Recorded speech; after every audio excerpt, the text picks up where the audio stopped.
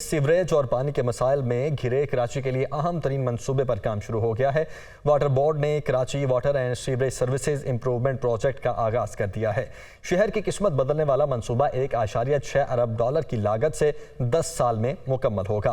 मंसूबा world bank और सिंध हुकूमत के इश्तराक से मुकम्मल किया जाएगा। मोनिस अहमद हमारे साथ मौजूद हैं। मोनिस, बताइएगा इस मंसूबे के हवाले से क्या डिटेल्स हैं इसकी और कब तक मुकम्मल होगा?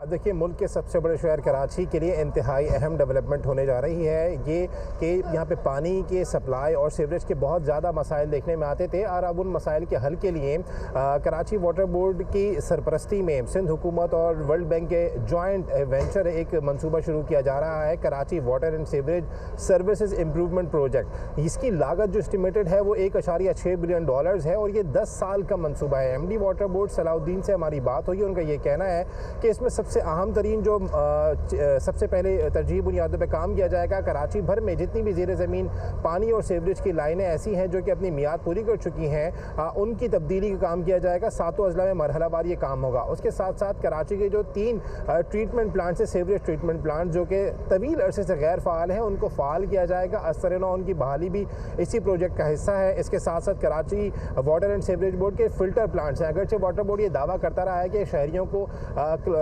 क्लोरीन मिला और पानी फराहम किया जाता है, ताहम अब वाटर बोर्ड की जानिब से ही कहा जा रहा है कि इस मंसूबे में फिल्ट्रेशन प्लांट जो हैं उनकी भी जो बहाली है वो की जाएगी।